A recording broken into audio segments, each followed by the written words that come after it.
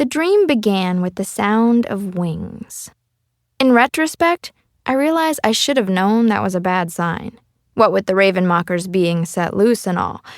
But in my dream, it was just background noise, kind of like a fan whirring or the TV turned on to the QVC.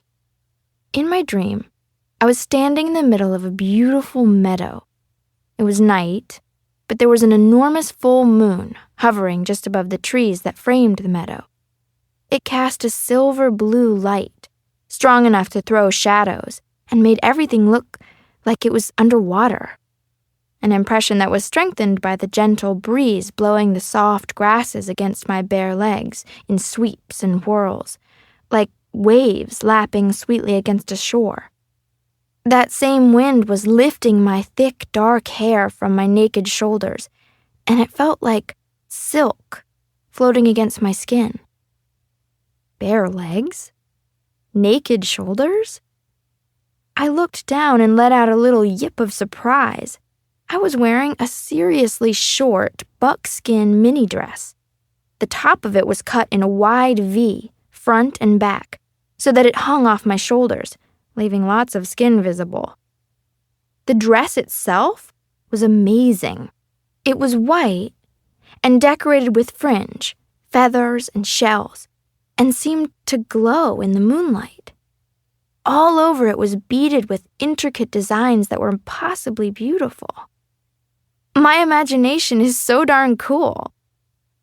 The dress tickled a memory, but I ignored it. I didn't want to think too hard. I was dreaming. Instead of pondering déjà vu moments, I danced gracefully through the meadow, wondering if Zac Efron or even Johnny Depp was going to suddenly appear and flirt outrageously with me. I peeked around as I twirled and swayed with the wind and thought I saw shadows flicker and move oddly within the massive trees. I stopped and was trying to squint so I could get a closer look at what was going on in the darkness. Knowing me and my weird dreams, I'd created bottles of brown pop hanging from the limbs like bizarre fruit, just waiting for me to pick them. That's when he appeared. At the edge of the meadow, just inside the shadows of the trees, a shape materialized. I could see his body because the moonlight caught the smooth, naked lines of his skin. Naked? I stopped. Had my imagination lost its mind? I wasn't really up to frolicking around a meadow with a naked guy, even if he was the amazingly mysterious Mr. Johnny Depp. You hesitate, my love? At the sound of his voice, a shiver passed through my body, and terrible, mocking laughter whispered through the leaves of the trees. Who are you? I was glad that my dream voice didn't betray the fear I was feeling. His laughter was as deep and beautiful as his voice, and as frightening.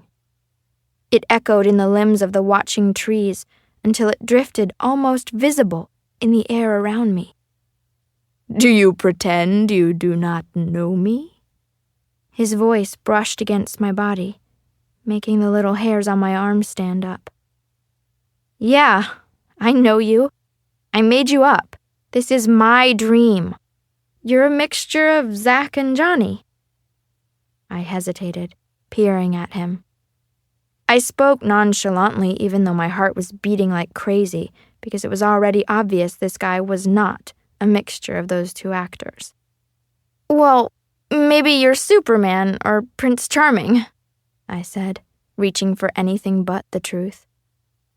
I am no figment of your imagination. You know me.